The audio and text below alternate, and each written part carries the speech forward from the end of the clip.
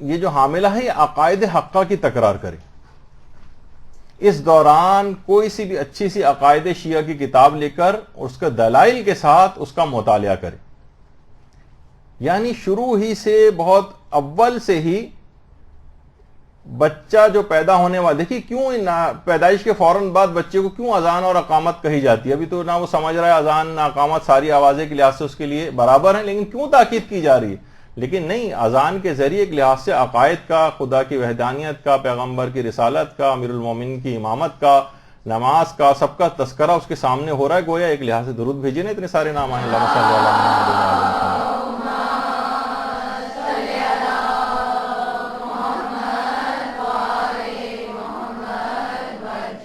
اس کا مطلب ہے کہ عقائد بچے کے اندر سرایت کر رہے ہوتے ہیں، ابتدا سے دوران حمل بھی سرایت کر رہے ہوتے ہیں، اور پیدائش کے فوراً بعد بھی، جبکہ وہ اتنا سن اور سمجھ بھی بظاہر نہیں رہا ہوتا.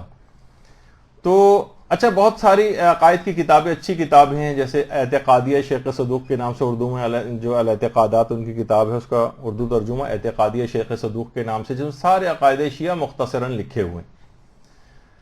اور اسی طریقے سے آغا محسن قرتی کی کتاب مکتب رسول ہے. حاملہ اس پورے حمل کے دوران اس دلائل کے ساتھ تمام عقائد حقہ کو ایک دفعہ گزار دے، یعنی اس کو پڑھتے ہوئے، اس پر اعتقاد رکھتے ہوئے، اپنا یقین جزو ایمان بناتے ہوئے ان تمام عقائد سے گو تھرو ہو جائے.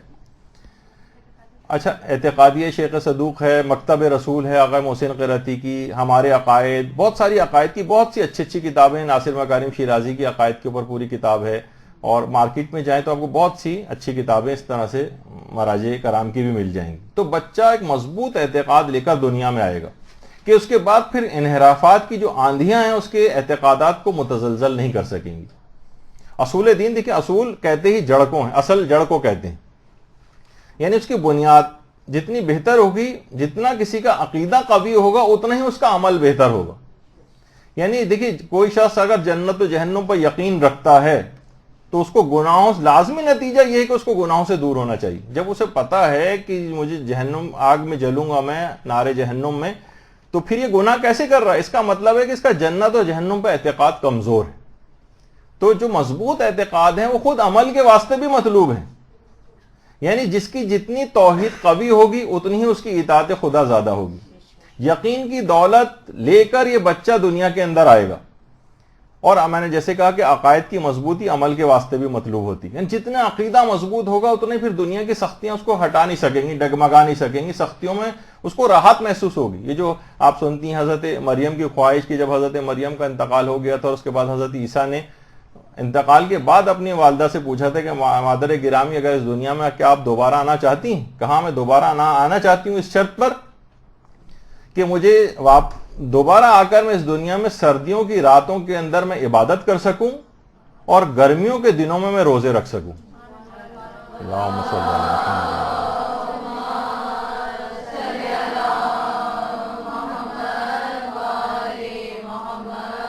ان کے اندر تو زحمتیں ہی زحمتیں، سردیوں کی رات میں عبادت کرنا اور گرمیوں میں روزے رکھنا. لیکن کیا ہے کہ نہیں، اعتقاد جتنا زیادہ مضبوط ہے اتنا ہی وہ عمل کی طرف زیادہ رغبت دلاتا ہے. یہی وجہ ہے کہ اعتقاد اتنا مضبوط تھا اصحاب امام حسین علیہ الصلوۃ والسلام کا،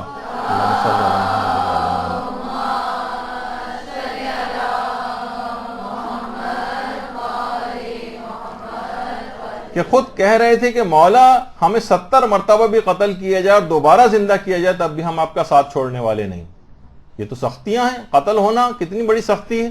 لیکن نہیں، اعتقاد جتنا مضبوط ہوگا اس پہ سختیاں اثر انداز نہیں ہوتی.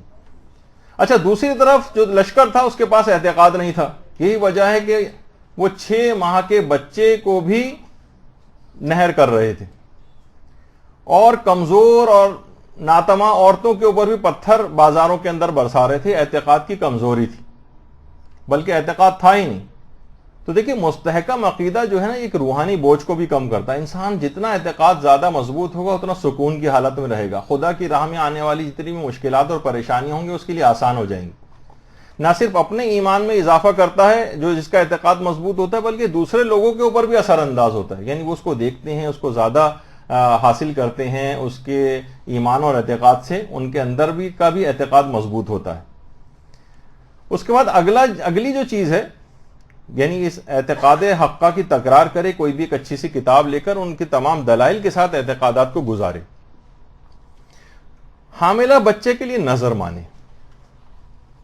اچھا، نظر کے کچھ شرعی مسائل بھی ہیں جو توضیح المسائل میں پڑھے جا سکتے ہیں کہ اگر میرا بچہ صحیح و سالم پیدا ہوا، اس کے لیے جتنی بھی اور دعائیں ہو سکتی ہیں تو وہ نظر مان لے، بغیر کسی کمپلیکیشنز کے پیدا ہو، بغیر کسی ڈیفیکٹ کے پیدا ہو، ہر لحاظ سے میرا بچہ ٹھیک ہو تو میں 3 دن روزے رکھوں گی۔ دیکھیے، امام حسن اور امام حسین کی شفا یابی کے لیے پیغمبر اسلام نے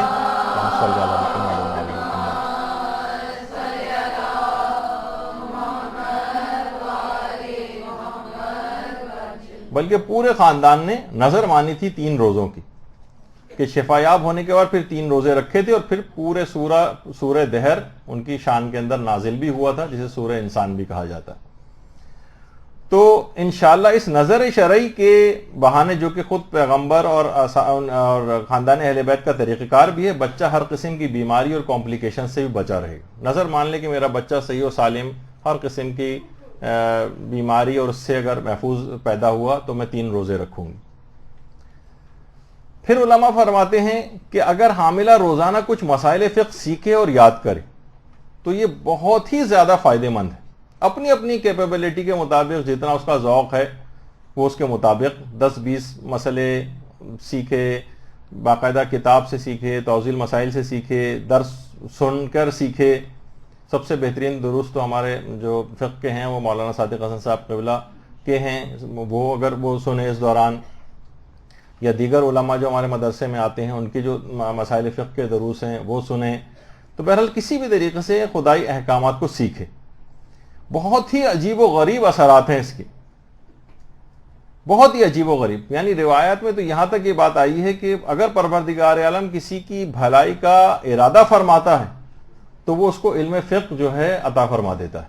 یعنی اس کا مطلب یہ ہے کہ پروردگار نے اس کی بھلائی کا مکمل ارادہ کیا ہوا ہے۔ اور دیکھیں، ہر عبادت جو ظاہر ہے کہ حاملہ اپنے اس پورے پیریڈ میں کیا نمازیں نہیں پڑھے گی، روزے نہیں رکھے گی، دیگر عبادت انجام نہیں دے گی، اس کے بعد ہر عبادت کا صحیح اور عمل کا صحیح ہونا علم فقہ پر موقوف ہے۔ بعض اوقات لوگ ایک طویل عرصے تک عمل کرتے رہتے ہیں لیکن ان کے وہ عمل باطل ہوتے ہیں، فقہ نہ جاننے کی وجہ سے غلطیاں کرتے ہیں، اور بعد میں پتہ چلتا ہے کہ اتنا طویل عرصہ سب نمازوں کی قضا کرنی ہے کیونکہ وضو صحیح نہیں تھا، تیمم صحیح نہیں تھا، غسل صحیح نہیں تھا۔ تو دیکھیے، علم فقہ ایک ناگزیر عبادت ہے۔ اچھا، یہ جب آپ کو علم فقہ حاصل ہوتا ہے تو آپ عبادت پورے یقین و اطمینان کے ساتھ کرتے ہیں کہ میں نے اللہ کی جس طریقے سے اس کا حکم تھا اس کے مطابق عبادت کر لی ہے، ظن و احتمال کا اور وہم کا اس میں کوئی دخل نہیں ہوتا، اور پورے ٹھوس یقین کے ساتھ انسان عبادت کرتا ہے کہ میرا عمل صحیح۔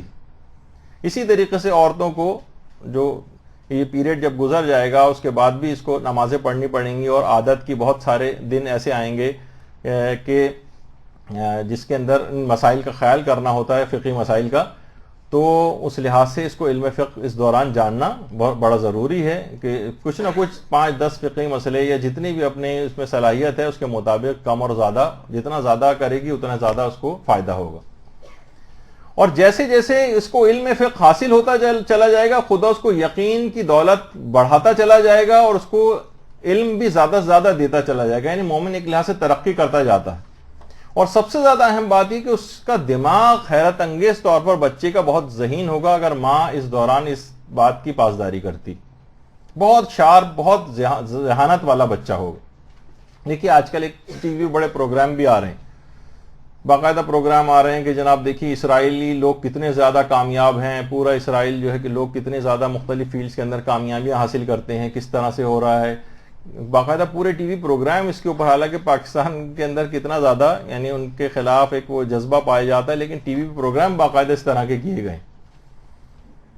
تو دیکھیے کہ جناب وہ دیکھیے کیا کھلاتے ہیں حاملہ عورتوں کو، کیا ان کو ایکویشن سالو کرواتے ہیں، میتھس کی جو ہے وہ پریکٹس کرواتے ہیں، اور کیا کرتے ہیں تو ان کے بچے ذہین ہو رہے ہیں۔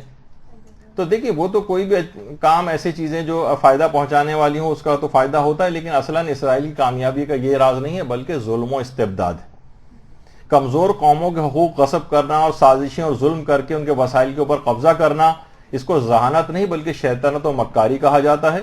یہ بہرحال ایک الگ موضوع ہے، اس پہ الگ ہے، لیکن لوگ پورے پروگرام اس پہ کر رہے ہیں کہ اصل میں انہوں نے کامیابیاں جو حاصل کی ہیں اپنی ذہانت سے حاصل کی ہیں، اور حاملہ اس دوران یہ کام کرتی، اپنی چیز نہیں دیکھ رہے۔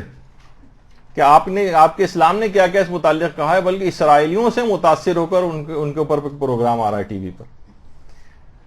تو یہ بہرحال ایک الگ موضوع ہے. تو دماغ علم فقہ سے بہت زیادہ شارپ اور تیز ہو جاتا ہے. دیکھیے کربلا میں بھی انتخاب کے لیے ہر دوست کا انتخاب نہیں کیا تھا، بلکہ مرد فقیہ حبیب ابن مظاہر کا انتخاب عمل میں لایا تھا.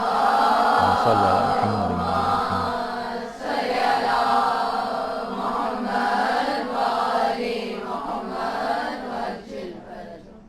مولا بھی باقاعدہ بازار کوفہ میں آ کے لوگوں کی دکانیں بند کروا دیتے تھے اور ایک جملہ کہتے تھے کہ الفقہ ثم المتجر، جاؤ پہلے علم فقہ حاصل کرو پھر آ کر تجارت کرنا. دکانیں بند کروا دیتے، جاؤ پہلے، کیونکہ ضرور تم اس کے اندر گناہ کے اندر مبتلا ہو جاؤ گے. تو فقہی مسائل کا علم بہت زیادہ ضروری علم ہے. حاملہ کو چاہیے کہ سارے مسائل کو ابھی سے سیکھے. اس کو عبادات بھی انجام دینی ہے، نمازیں صحیح طور پر پڑھنی ہے تاکہ بچے پر صحیح اثرات ہوں، روزے صحیح رکھنے ہیں وغیرہ وغیرہ. بہت ساری چیزیں ایسی ہیں. تو اس میں خاص طور پر اپنی عبادات سے مربوط جو مسائل فقہ ہیں، وضو کے ہیں، نمازوں کے ہیں، غسل کے ہیں، تیمم کے ہیں، عورتوں کے مخصوص مسائل کے ہیں، نفاس کا خون اس کو آئے گا، اس میں اس کی عبادتوں کا بڑا مسئلہ ہوگا. یہ سب چیزیں اس کو اس دوران پوری سیکھ کر رکھنی. دیکھیے اصل جو علمی محفلیں ہیں نا، جن کا روایت میں تذکرہ آیا ہے کہ وہ وہی ہیں جن میں حلال و حرام کی تعلیم دی جاتی، جنہیں جنت کے باغات کہا گیا ہے. فقہ سے ہمیشہ یہ ہوتا ہے، علم فقہ سے، کہ اس سے دماغ بہت زیادہ تیز ہوتا ہے. ایسی عورتیں جن جو خود فقہی مسائل کو بہت زیادہ دوران حمل یاد کریں اور توضیح المسائل اور دیگر چیزوں کو علم فقہ کو حاصل کریں، ان کے بچے بھی پھر پوزیشن ہولڈرز بنیں گے. یعنی عام دنیا کے اندر بھی ظاہر ہر شخص چاہتا ہے کہ میرا بچہ اچھے سے اچھا پڑھے، تو یہ اس دوران تھوڑی سی یہ اپنی رعایت کر لیں ان چیزوں کی، تو دیکھے گی کہ بہت پھر آسانیاں ہی آسانیاں اس کے لیے ہوتی چلی جائیں گی. اور کبھی بھی کہا جاتا ہے کہ جو علم فقہ حاصل کرتا ہے، اس میں تھوڑا سا بھی کچھ اپنی مہارت کو پیدا کرتا ہے اور اپنے دماغ کو زیادہ اس طرف لگاتا ہے، وہ کبھی بھی مالی تنگی کا شکار نہیں ہوتا. اس کی ہر ضرورت پروردگار عالم پورا کرتا چلا جاتا ہے. بہت بابرکت چیز ہے. یہی وجہ ہے کہ علم کے لحاظ سے بھی دیکھیے آپ کو کتنے سارے افراد نظر آئیں گے جو مفکر بھی ہیں اور مفسر بھی ہیں اور محدث بھی ہیں اور مبلغ بھی ہیں اور بڑے بڑے عالم دین ہیں، لیکن ان کی تقلید نہیں ہو سکتی کیونکہ وہ فقیہ نہیں ہیں. فقیہ علم فقہ ایک ایسی چیز ہے کہ دیکھیں ہر مفکر کی بھی تقلید نہیں ہو سکتی. شہید مطہری کتنے بڑے مفکر تھے لیکن تقلید ان کی نہیں کی جا سکتی. مفسر قرآن آیت اللہ سید محمد حسین طباطبائی کتنے بڑے مفسر قرآن کے، آج تک ان کا ایسی تفسیر نہیں لکھی گئی جیسے انہوں نے لکھی، لیکن تقلید نہیں ہو سکتی. محدث قمی شیخ عباس قمی کتنا بڑا محدث کبیر کہا جاتا ہے، لیکن تقلید ان کی نہیں کی جا سکتی. کتنا ہی بڑا مبلغ ہو، اشتہاردی آغا اشتہاردی کا کتنا بڑا ان کا درس اخلاق ہوتا، تقلید نہیں ہو سکتی.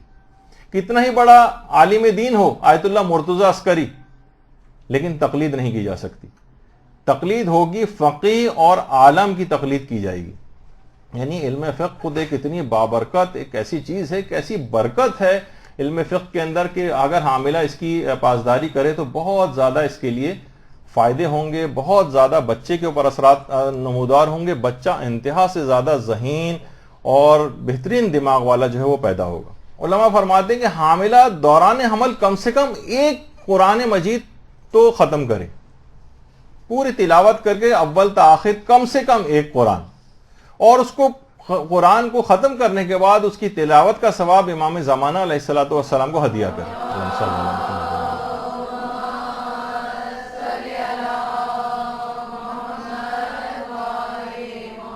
روایات میں بھی یہ بات آئی ہے کہ اگر کوئی شخص قرآن کو پورا ختم کرنے کے بعد معصومین میں سے کسی ایک معصوم کو بھی اگر ہدیہ کر دے تو وہ قیامت میں اہل بیت کے ساتھ محشور کیا جائے گا. تو اب دیکھیے قرآن اس دنیا میں بھی حفاظت کرتا ہے، مرنے کے بعد بھی انسان کی حفاظت کرتا ہے، اس کو عذابوں سے بچاتا ہے. ہمارے جو سامان سفر آخرت بیگ اس میں باقاعدہ قرآن جو قبر میں ساتھ دفن کیا جاتا ہے.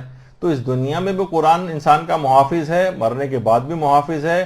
مصیبتوں سے جھگڑا قرآن کر کے مصیبتوں سے نجات دلاتا ہے. عذاب خدا قبر میں آ رہے ہوتے ہیں تو عذابوں کے ساتھ جھگڑا کرتا ہے اور اس کو عذاب کو برطرف کرواتا ہے.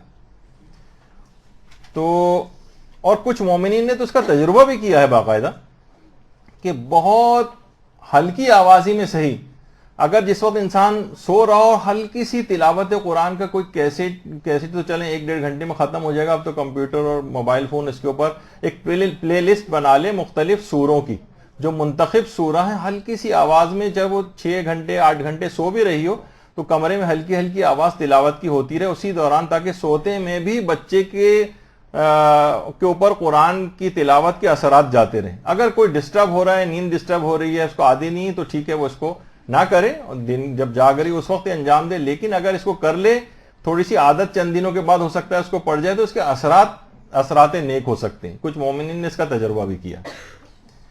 تو ایک تو یہ کہ اس جہاں پر تلاوت ہوتی ہے وہاں سے شیاطین فرار اختیار کر جاتے ہیں.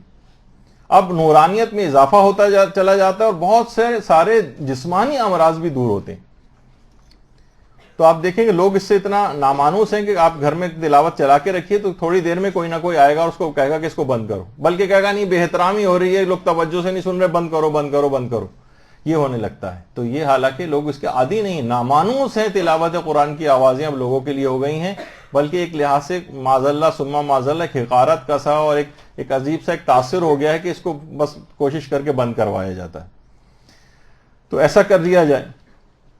اور اگر حاملہ اس دوران چند آیات روزانہ حفظ کرے تو بہت ہی بہتر ہے.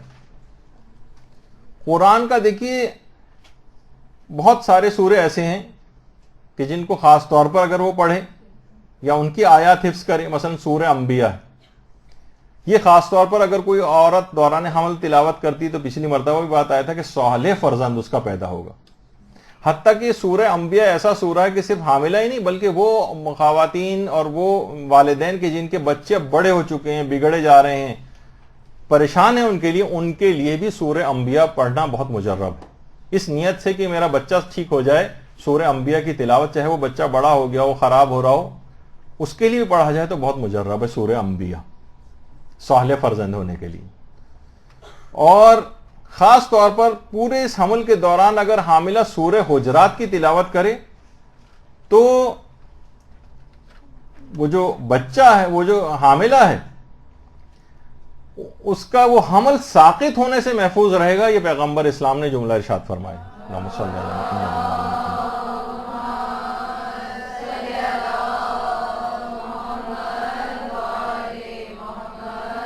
دیکھیے پہلی پریگنینسیز میں عام طور پر ایبورشن وغیرہ کافی کامن, تو پہلی دفعہ ہی میں ایک ایسی کوئی کمپلیکیشن نہ ہو کہ وہ بچے کا اسقاط ہو جائے. اس کے لیے پیغمبر نے بتایا کہ سورہ حجرات کی اگر وہ تلاوت کرے تو بچہ ساقط ہونے سے محفوظ ہو جائے گا. اور خاص طور پر علماء کہتے ہیں کہ ڈیلیوری سے 3 ماہ پہلے خاص طور پر تلاوت قرآن زیادہ کرنے کی اہمیت بڑھ جاتی, یعنی آخری 3 ماہ میں تلاوت قرآن کی تاکید زیادہ. اور دوران حمل 2 علی الخصوص سورہ مریم اور دوسرا سورہ ہے سورہ محمد. یہ 2 سورے علی الخصوص بہت ہی مفید ہیں. اس تلاوت قرآن سے فائدہ یہ ہوگا کہ اس تلاوت سے بچے پر قرآنی رنگ چڑھتا جائے گا, وہ آیات قرآنی کے سائے میں گویا پرورش پائے گا. قرآن اس کے گوشت اور خون میں مخلوط ہو کر اپنی نورانیت کو جذب کر دے گا. یہ فائدہ ہے اس کے اندر بہت زیادہ. اور پھر یہ کہ بچہ انشاءاللہ جو ہے وہ سعادت مند بھی ہوگا, نیک اور صالح جو ہے وہ بنے گا. حتیٰ کہ بڑھاپے تک جو تلاوت سے اس کو شغف, بہت سی خواتین ہیں جن کو تلاوت قرآن سے شغف بچپن سے لے کر بوڑھے ہونے تک تلاوت قرآن اس کا کبھی ساتھ نہ چھوٹے گا. تو یہ سعادت اس طرح سے آگے چلتی ہے. تو بہت سارے کچھ عرصے پہلے, اب مجھے پتہ نہیں اب آتے ہیں نہیں, جو چھوٹے بچوں کے لیے کوئی تکیے ٹائپ کے بھی ڈیزائن ہوئے تھے جس کے اندر ایک چھوٹا سا کیسٹ ریکارڈر لگا ہوتا تھا ہلکی آواز میں, اس میں مستقل بچہ اس کے اوپر لیٹے اور ہلکی ہلکی آواز میں تلاوت قرآن کی آواز آتی رہتی تھی. شہریار پرہیزگار جو ایک مشہور قاری ہیں ایران کے, ان کی آواز کے اندر. تو اب پتہ نہیں کہ وہ تکیے آتے ہیں نہیں آتے, نہیں کہیں سے آتے ہوں تو وہ منگوائے جا سکتے ہیں اگر بچے کو لٹانے کے حوالے سے. اچھا, ایک اور سب سے زیادہ اس کا فائدہ ایک اور چیز یہ ہوگی کہ اس بچے کا حافظہ بہت زیادہ قوی ہوگا, جس کی ماں اس دوران تلاوت قرآن اس انداز سے کرتی رہے گی. قرآن کو کچھ آیات روزانہ حفظ کرے تو اس سے اس کے بچے کا خود حافظہ بہت قوی ہوگا, اور یہ بچہ شک اور وسواس کی بیماری سے بھی محفوظ ہو جائے گا, کیونکہ قرآن کی خصوصیت یہ ہے کہ شک سے نکال کر یقین کی طرف لے کر آتا ہے. تو جو ماں اس طرح سے اس کا اہتمام کرتی رہے گی تو پروردگار اس کو محفوظ رکھے گا شک اور وسواس کی بیماری سے, اس کو بھی اور اس کے بچے کو بھی. حاملہ اس دوران مجالس عزا میں ضرور شریک ہو اور گریہ بھی کرے. دیکھیے ہمارے چھٹے امام جعفر صادق علیہ الصلوۃ والسلام فرماتے ہیں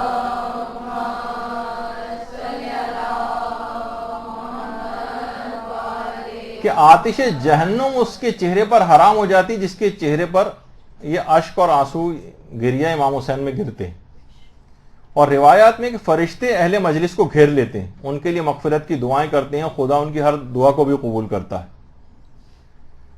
اور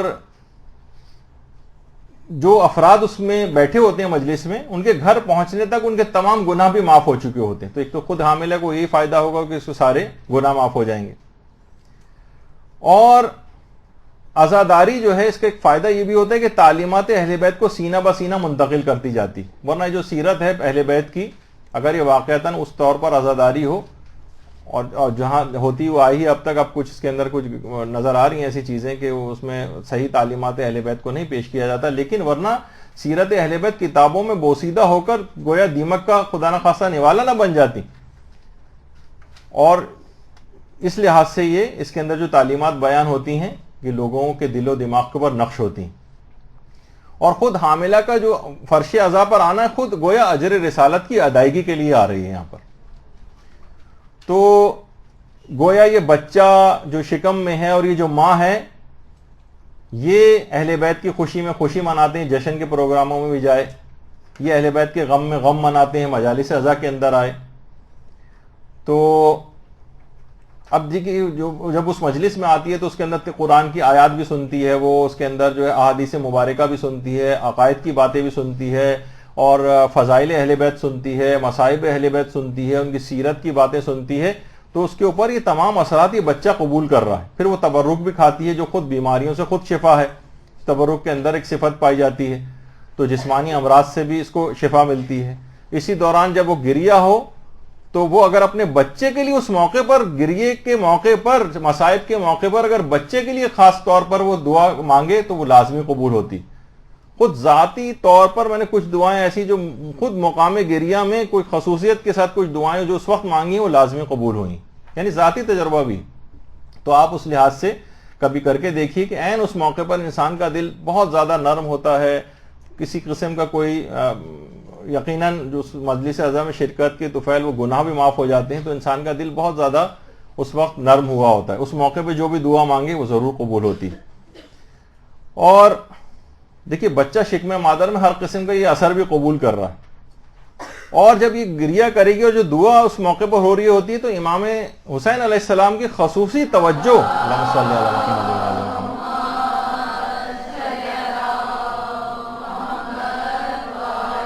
محمد اس مجالس عزا میں شریک لوگوں کے اوپر ہوتی ہے. اور جب وہ اس دوران کو دعا مانگتے ہیں تو امام حسین کے وسیلے اور توسل سے ان کی دعائیں بھی قبول ہو جاتی ہیں. کریم ابن کریم کی مجلس ہے, یہاں کوئی خالی ہاتھ کبھی واپس نہیں جاتا.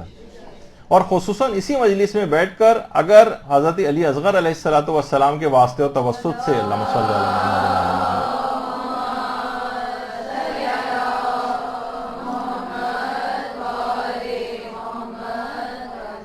اگر دعا مانگی جائے, باب الحوائج ہیں, لازمی دعا قبول ہوگی. اپنے بچے کے حوالے سے حضرت علی اصغر کا واسطہ دے کر حاملہ دعا مانگے, انشاءاللہ ضرور قبول ہوگی.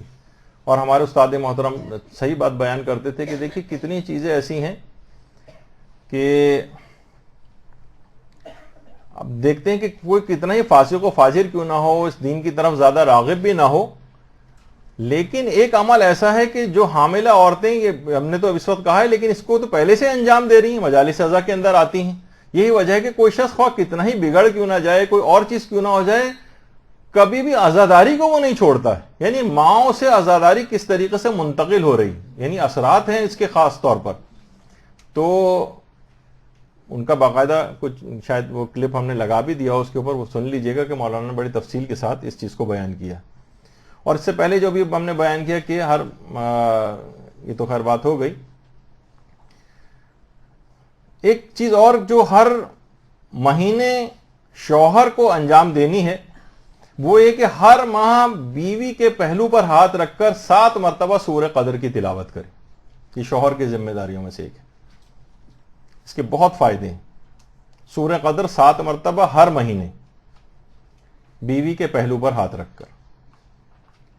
اور اگر کوئی شخص یہ چاہے کہ میرا پیدا ہونے والا بچہ دین کا حد سے زیادہ خدمت گزار بنے، تو شوہر و بیوی اگر دونوں اس عمل کو انجام دیں، اور ایک وہ خاص درود جو اس متعلق کہا گیا ہے کہ اللہم صلی علی فاطمۃ و ابیہا و بعلہا و بنیہا و سر المستودع فیہا بعدد ما احاط بہ علمک، اگر یہ والا درود زیادہ سے زیادہ اگر حاملہ پڑھے تو بہت قوی امکان ہے کہ اس کا بچہ بڑا ہو کر دین کا محافظ بنے گا، دین کا خدمت گزار بنے گا. یہ بہت بڑا فائدہ اس درود کا ہے، اس کو بھی انجام دے. پھر علماء فرماتے ہیں کہ حاملہ واجب نمازوں کو ان کے اول اوقات میں انجام دے. اگر واجب نمازوں کو اول اوقات میں انجام دے گی تو دین میں بھی، اس دنیا میں بھی اور آخرت میں بھی اس کا بچہ اول آئے گا. وہ خود بھی اول آئے گی اور اس کا بچہ بھی اول آئے گا. یہی وجہ ہے کہ آیت اللہ بہجت فرماتے تھے کہ جو میرے اپنے استاد تھے آیت اللہ علی آقا قاضی، یہ ان کی جوانی کی تصویر ہے، یہ خود نقل کرتے تھے کہ اگر نماز واجب کو اگر کوئی شخص اول اوقات میں ادا کرے اور مقامات عالیہ پر فائز نہ ہو تو وہ مجھ پر لعنت کرے. یعنی یقینی طور پر اب یہ حاملہ بھی مقامات عالیہ پر فائز ہوگی اگر یہ اول وقت میں نمازوں کا اہتمام کرتی ہے، اور اس کا بچہ بھی عالی مقامات کو دنیا اور آخرت میں حاصل کرے گا. اور اگر اول وقت میں پڑھنے سے مراد یہ ہے کہ اگر نماز کے وقت سے کچھ پہلے وضو کر کے نماز کی تیاری کر لے، کیونکہ پیغمبر جملہ ارشاد فرماتے تھے کہ جس نے وقت آ جانے کے بعد وضو کیا اس نے نماز کی بے احترامی کی. نماز کے وقت سے کچھ پہلے وضو کر کے بیٹھے اور اس کے بعد پھر نمازوں کو اول اوقات کے اندر ادا کرے. اگر ممکن ہو تو حاملہ ایک بار کم سے کم جتنی زیارتیں معصومین ممکن ہو اس حمل کے پیریڈ میں، اگر یہ قبور کی زیارت کے لیے چلی جائے، ایران کی زیارت کے لیے جانا ممکن ہو وہاں چلی جائے، عراق کی زیارت کے لیے جانا ممکن ہو وہاں چلی جائے، ایران اور عراق دونوں جانا ممکن ہو وہ چلی جائے، عمرے کے لیے مثلا جائے تو وہاں مختلف زیارتیں، جس طریقے سے پیغمبر اسلام کی قبر کی زیارت کے لیے اللہم صلی علی محمد و علی محمد.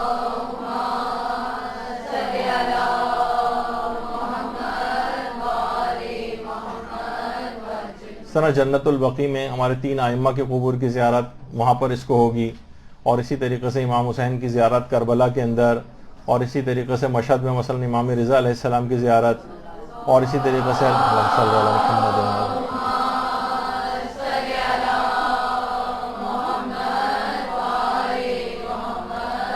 کاظمین میں ہمارے 2 امام ہیں، اس کے علاوہ سامرہ میں 2 ہیں. تو اس طرح سے تمام کی اگر وہ جہاں پہ بھی جانا اس کے لیے ممکن ہو. اچھا دیکھیے ممکن ہو، ایسا نہ ہو کہ مثلا شوہر مالی اعتبار سے اس قابل نہ ہو کہ وہ لے کے جائے اور وہ بہت زیادہ ضد کرے، پریشرائز کرے، یہ نہیں. جہاں اگر جانا ممکن ہے تو علماء فرماتے اس کے فائدے اصل میں بہت زیادہ ہیں. وہاں نہیں جا پاتے تو ٹھیک ہے، یہیں رہتے ہوئے ان کے توسل سے اور حوالے سے دعا کرو، یہیں پہ زیارات وہ پڑھ لے. لیکن یہ کہ پہلا فائدہ تو یہ ہوگا کہ گزشتہ اور آئندہ کے تمام گناہ معاف ہو جاتے ہیں ان کے قبور کی زیارت سے. الگ الگ بتانے کا ٹائم نہیں. اب کوئی ایسا گناہ باقی نہیں رہے گا وہاں کی زیارت سے آنے کے بعد کہ جو بچے کے اوپر اثر انداز ہو سکے. اور سچی توبہ کرے، معصومین سے عہد کر کے آئے کہ آپ کے دین کا میں خدمت گزار اس بچے کو بناؤں گی. حضرت مریم کی والدہ نے عہد کیا تھا نا کہ خود جو بھی بچہ پیدا ہوگا اسے خدمت گزار دین بناؤں گی.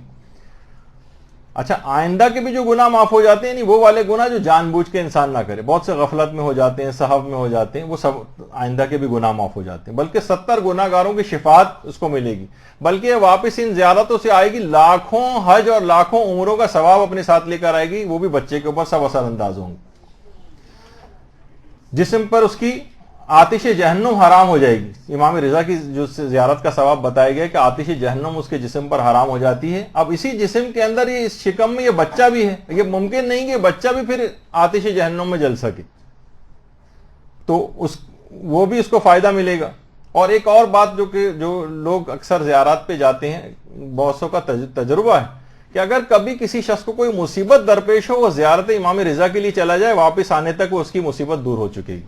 اللہم صلی علی محمد.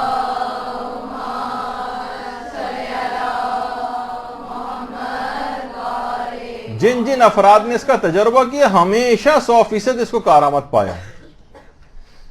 اچھا اسی طریقے سے اب زیارات کے اوپر جائے گا حضرت مسلم ابن عقیل، جن کی پوری نسل واقع کربلا میں ختم ہو گئی. ان کی اس نسل جو ختم ہو گئی واقع کربلا میں، اس کے واسطے اور توسط سے مسلم ابن عقیل کی قبر پہ جا کر اور طفلان مسلم وہاں پر جو بھی اپنے بچوں کے لیے دعا مانگے گا وہ لازمی قبول ہوگی. یا مثلا اس بچے کے حوالے سے جو ہمارے زیارت ایران کے جو دروس ہوئے تھے اس میں بھی تھا کہ وہ خاص جو گلدستہ جہاں پھول وغیرہ لگائے جاتے ہیں اس کے پھول کچھ یا اس کا کچھ پانی لے کے اگر پیا جائے تو وہ بھی بہت زیادہ کارآمد جو ہے ہوتا ہے بیماریوں کے لحاظ سے اور بچوں کے لحاظ سے بھی. اور مکے میں جب ہو تو زمزم پیتے وقت جو ہے وہ دعا کرے بچے کے لیے. تو جتنا بھی ہوگا ان سب کے جو ہے وہ اثرات ہوں گے. تو اچھا جن کے پاس سہولت نہیں ہے وہ جیسے کہ میں نے کہا کہ وہ یہیں پر رہتے ہوئے بھی اس کو انجام دے لیں کسی طریقے سے، ان زیارات کو پڑھ لیں اور امام کے کا واسطے و توسط سے اگر جو بھی دعا کریں گے انشاءاللہ وہیں پر ہی قبول ہوگی. کہ نماز شب کی علی الخصوص حاملہ اگر کوشش کر کے پابندی کرے، 11 رکعت نہ پڑھ سکے تو 3 رکعت، ورنہ 1 رکعت کم سے کم ضرور پڑھے، اور 11 پڑھے تو کیا ہی کہنا. صرف چند ماہ کی اس کو یہ زحمت برداشت کرنی ہے، اس کے بعد آرام سے اپنے بچے کی جو تربیت ہے اس میں کوئی خاص اس کو محنت نہیں کرنا پڑے گی. اور 70 فائدے نماز کے، نہ جانے کتنے فائدے جو ہے نماز شب کے اس حاملہ کو اور اس کے بچے کو سب عطا ہوں گے. اور قنوت میں خاص طور پر اگر یہ دعائے سلامتی ہے امام زمانہ، اللہ علیہ صلی اللہ علیہ وسلم،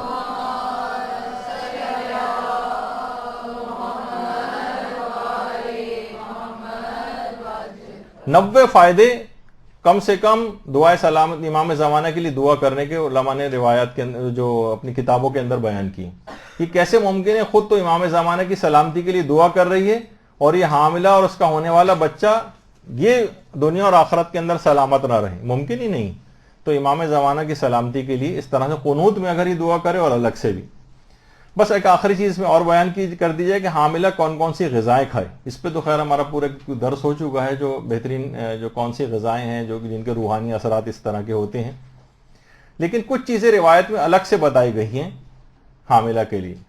مثلا پیغمبر فرماتے ہیں کہ دوران حمل کے آخری جو مہینے اس میں کھجور کھائے تاکہ اس کے بچے خوش اخلاق اور بردبار ہوں. حاملہ کو تاکید کرو کہ بہی کھائے تاکہ اس کے بچے خوش اخلاق ہوں. اور اسی طریقے سے حاملہ خربوزہ کھائے تاکہ اس کے بچے خوبصورت اور خوش اخلاق ہوں، خوبصورتی بھی اور خوش اخلاقی بھی. اور پیغمبر فرماتے ہیں با اخلاق اور خوبصورت سیرت بچہ پیدا کرنے کے لیے عورتیں ناشپاتی کھائیں.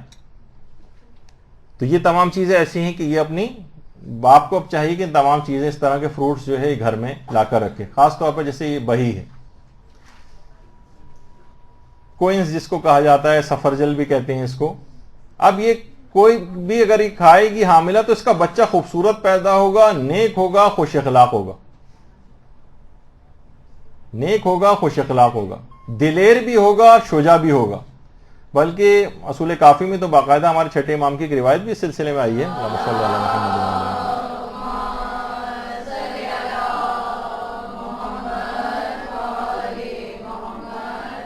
کہ امام نے ایک دفعہ ایک خوبصورت بچے کو دیکھا تو کہا کہ اس کے باپ نے ضرور بہی کھایا ہوگا.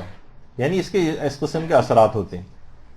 اور یہ بھی آیا ہے، اچھا اب روایات کے اندر تو کاسنی کا ذکر آیا ہے. میری اتنی زیادہ ریسرچ نہیں، کاسنی اگر کسی پھول کا نام ہے وہ کس طرح سے کھایا جائے گا کوئی حکیم صاحب بھی آپ کو بتا سکتے ہیں. میری اس متعلق اتنی معلومات نہیں ہے. بس روایت میں ہے کہ بچہ اس کا خوبصورت ہوگا اور گروتھ اس کی بہت اچھی ہوگی. اور کندر یا کندر جسے کہا جاتا ہے، اس کو اگر حاملہ کھائے گی تو اس کی عقل زیادہ، اس کے بچے کی عقل زیادہ ہوگی، وہ نیک ہوگا، دلیر ہوگا اور تحمل مزاج ہوگا. روایتوں میں یہ آیا. اسی طریقے سے میٹھے انار کے متعلق بھی بات آئی ہے کہ اس کا بچہ نیک ہوگا اور نورانی صفت کا حامل ہوگا، کیونکہ انار جو ہے وہ نورانیت پیدا کرنے والا ایک پھل روایتوں میں بیان کیا گیا ہے. اور اسی طریقے سے اگر خربوزہ وہ کھاتی ہے تو خربوزے کی کا بھی ایک صفت یہ بتائی گئی ہے کہ اس سے بچہ خوبصورت پیدا ہوتا ہے. تو کچھ چیزیں ایسی ہیں جو روایت میں آئی ہیں. ٹھیک ہے، روایات بہت زیادہ اس متعلق قوی نہیں ہے، ضعیف روایتوں کے اندر تذکرہ ہے، لیکن اس کے اندر کوئی برائی بھی نہیں ہے. پھل ویسے بھی خواتین کھاتی ہیں عام طور پر.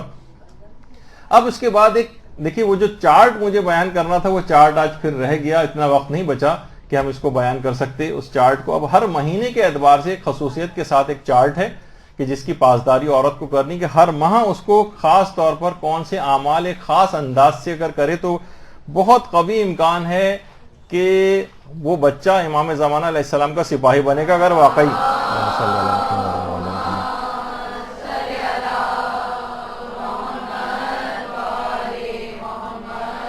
اس کو اگر وہ کسی طور پر بھی اس چارٹ کے اوپر عمل کر کے اس کے طریقہ کار کے مطابق عمل کرے، جو انشاءاللہ ہماری اگلی گفتگو کا موضوع بحث اس کو لے کر آئیں گے. وصلی اللہ علی محمد وآلہ الطیبین الطاہرین برحمتک یا ارحم الراحمین وصلی اللہ علی محمد وآلہ